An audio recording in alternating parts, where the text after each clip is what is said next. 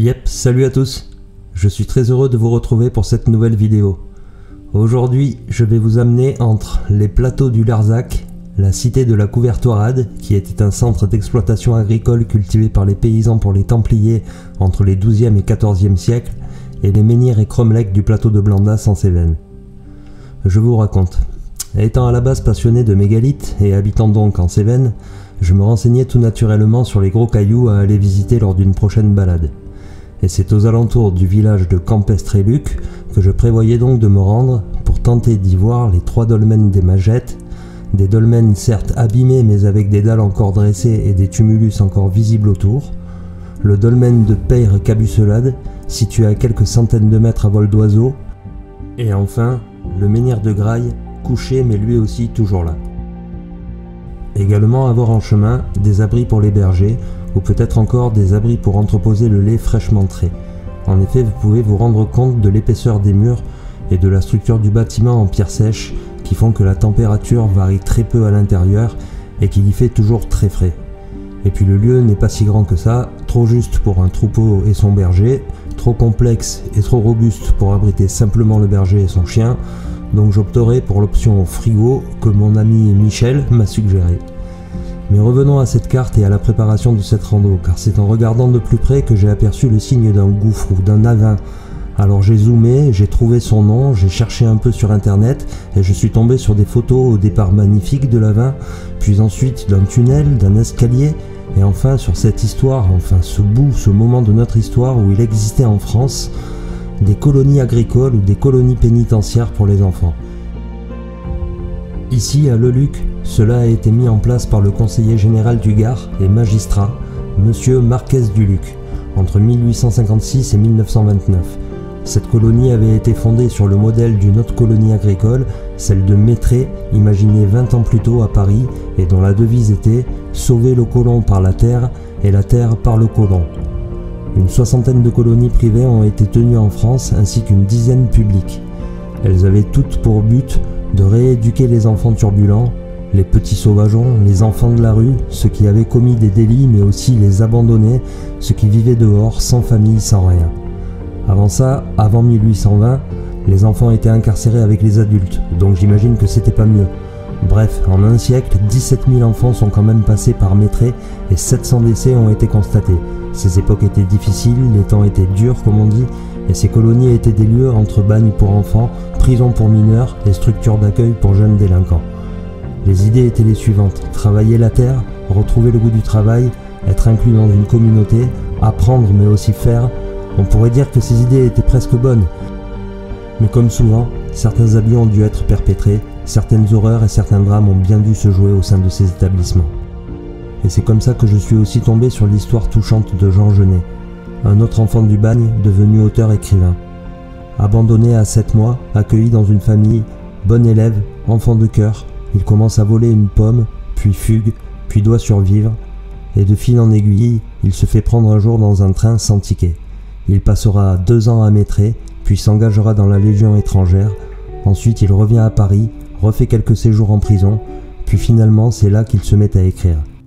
Il devait en avoir des choses à dire et à soulager en lui. Et il n'y a qu'à regarder les livres qu'il a écrits pour s'apercevoir et imaginer, et même ressentir ses blessures de l'enfance. Ici à Leluc, tout est encore là. Et même si les bâtiments ont été en partie rénovés, l'environnement n'a pas trop changé sur ce plateau, avec des brebis et de très petits hameaux en pierre qui se protègent des vents parfois forts et glaciaux. Ce lieu aussi a inspiré quelques auteurs, et vous pourrez trouver quelques ouvrages qui racontent plus précisément les scènes et le cadre. Ce que je peux vous dire rapidement après quelques lectures sur le sujet, c'est qu'ici c'était pas le Club Med, c'est certain, mais ça faisait partie, paraît-il, des bonnes colonies. Les 200 jeunes que comptait la colonie y travaillaient les terres du domaine, environ 1500 hectares, enlevaient les pierres des champs, jardinaient un grand potager, gardaient les quelques 900 brebis, faisaient la traite, confectionnaient les fromages. Bon, à cette époque en France, il arrivait que certains parents louent leurs enfants pour aller travailler, parfois dans des mines. Après, ça reste une colonie agricole pénitentiaire, donc un environnement clos avec les mêmes problèmes que dans nos prisons actuelles. Malnutrition, violence, abus sexuels, des gardiens parfois trop autoritaires, voire plus. Bref, pas le Club Med comme je disais. Et ces mots sur ces murs le confirment. Donc voilà pour la partie histoire, et passons maintenant à la partie découverte et visite. Comme je vous le disais, on peut encore se rendre sur place, et on peut même descendre dans l'avin. C'est ici que les enfants venaient confectionner et faire mûrir les fromages. Il y avait donc un bâtiment de plusieurs étages qui surplombait un gouffre, et c'est au départ par un câble que les fromages et les enfants étaient descendus. Puis par la suite, des travaux ont permis de créer à partir d'un second avin un tunnel de 200 mètres de long à quelques 50 mètres sous la surface. Ce sont des fromages de brebis que l'on faisait ici, et ils ont même obtenu une récompense au Salon agricole de Paris. C'était une sorte de roquefort, et c'est d'ailleurs cette proximité qui va amener, on suppose, cette structure à fermer, car en 1925 le roquefort est classé origine contrôlée et le Luc n'est pas dans la zone. Donc fin de l'activité fromage. Pour venir ici, j'ai préféré me faire accompagner d'un ami, Michel, car franchement je me sentais pas de venir seul en ce lieu. C'est une balade qui peut s'avérer dangereuse, donc ne venez pas explorer sans prendre quelques précautions et sur place restez très prudent. Je vous conseille même de ne pas faire le même parcours que nous, surtout sur cette partie de l'ancienne bergerie. C'est pentu, c'est glissant et puis ça tombe à pic 60 mètres plus bas. Bref, mieux vaut pas glisser.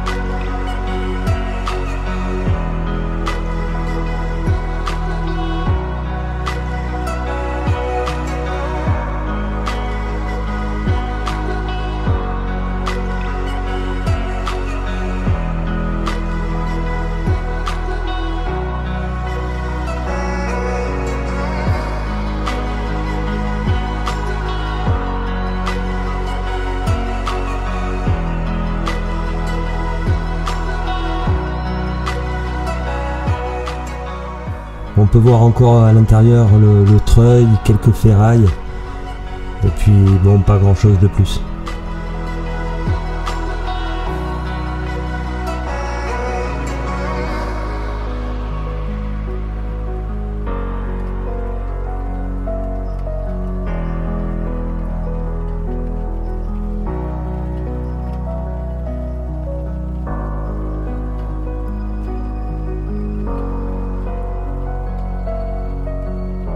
Bon, maintenant il est temps de se remonter.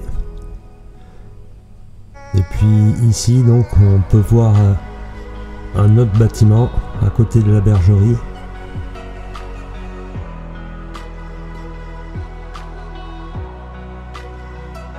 Et puis une tour. On pense de suite à une aération pour le tunnel. Mais en fait c'est un bâtiment très curieux, voire mystérieux, car il ne correspond à rien d'identifiable. Il ne rejoint pas le tunnel situé en dessous, il est trop profond, 30 mètres pour être une glacière, qui sont d'habitude profondes d'une dizaine de mètres seulement. Donc mystère, ou alors une erreur de construction et de calcul pour ce qui aurait dû être un puits d'aération.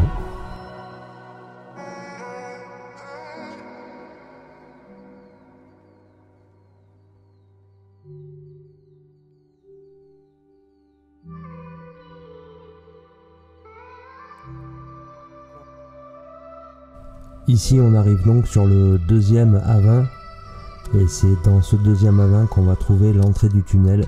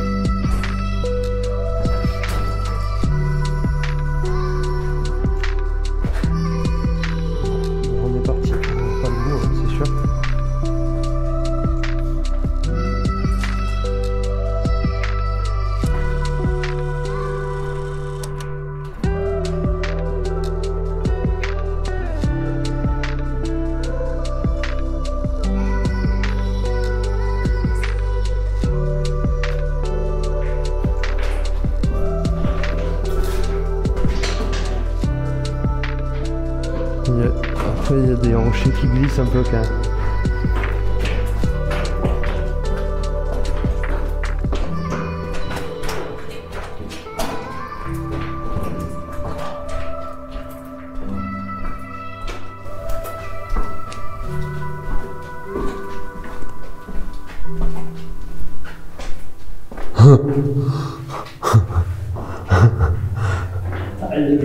Je me retrouve dans la nuit.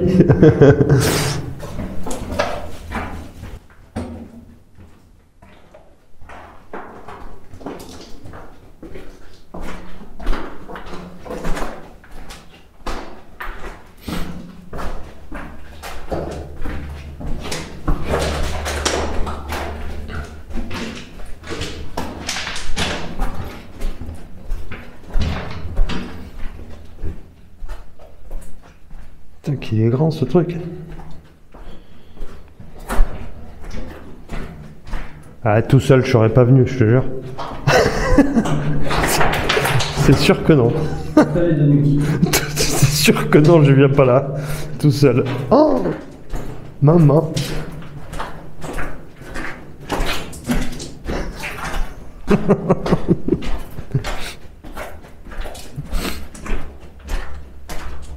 C'est pas un ours au fond là-bas, non?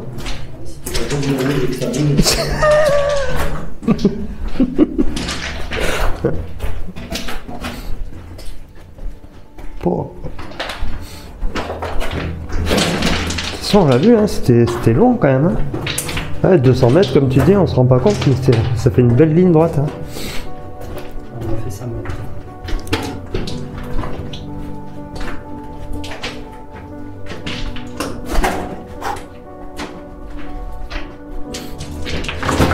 Ouais.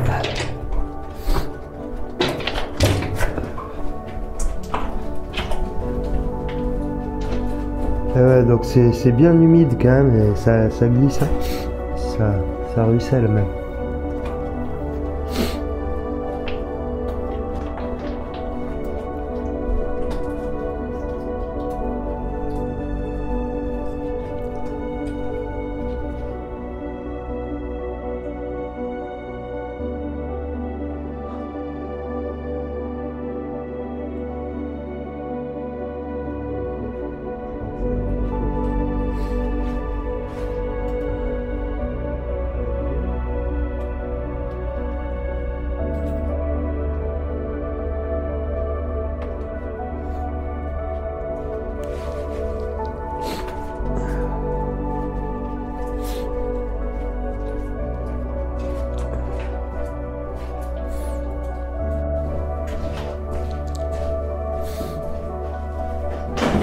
Oh, oh.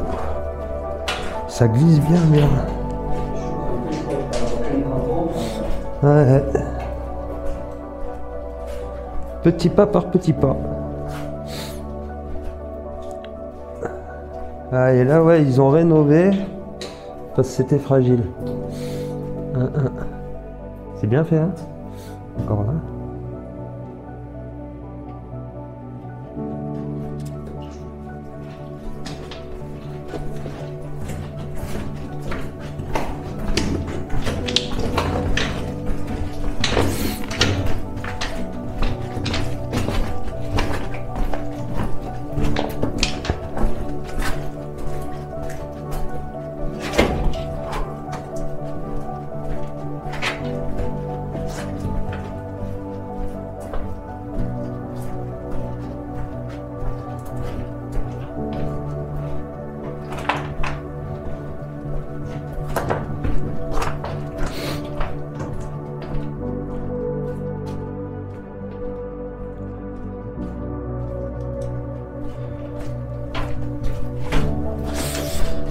Après, on va arriver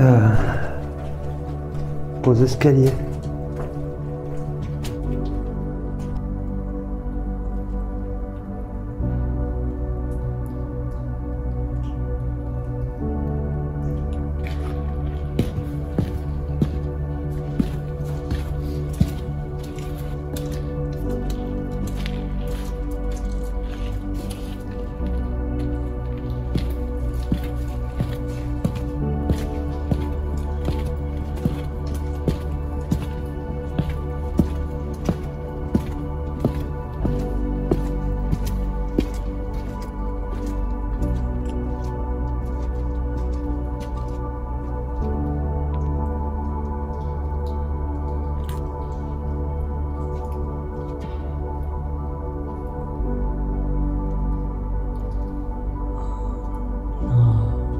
Ici 15 mètres de plafond.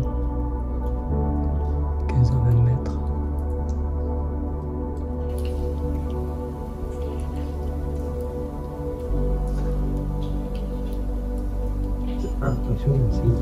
Tu vois tous les bois là qui sont stockés.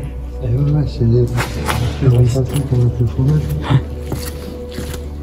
Et alors ils avaient fait un mur, on le voit là-haut, pour éviter que l'eau rentre dans la cave. Il s'est effondré. Elle a poussé des bouts et tout. Là, oui, quand ça devait tomber, là. Là tu remplis. Putain, c'est énorme. Il y a combien de plafonds tu parles là? 15 mètres. 15 pas plus? Non.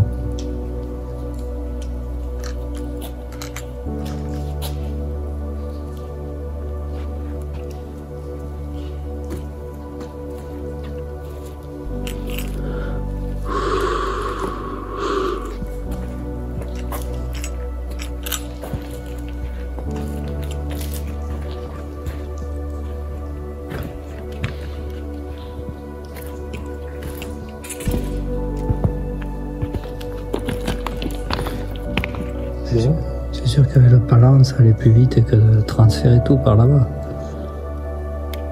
Ouais. Avec le treuil. Ouais.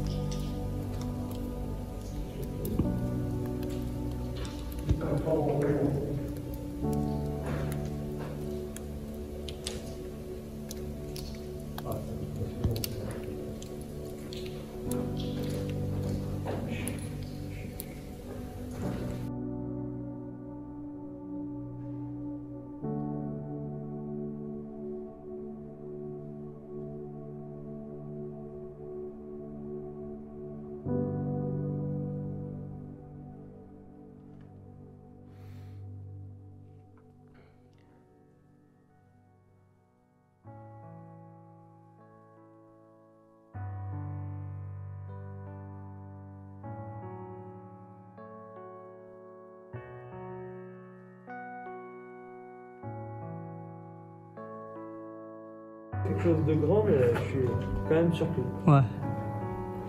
C'est gigantesque.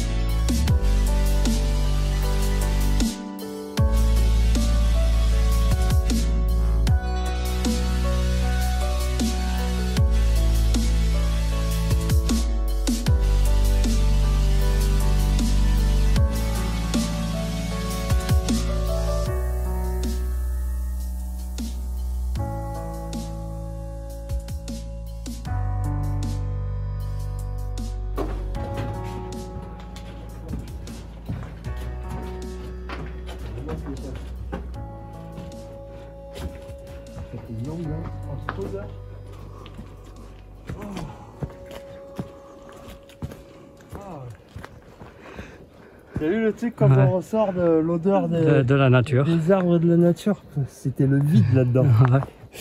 Ouais. Comme un frigo. Eh ben, une belle balade. Belle découverte, un peu originale. Voilà. On va remonter sur le plateau, voir quelques mégalithes avec lesquels on est plus familier.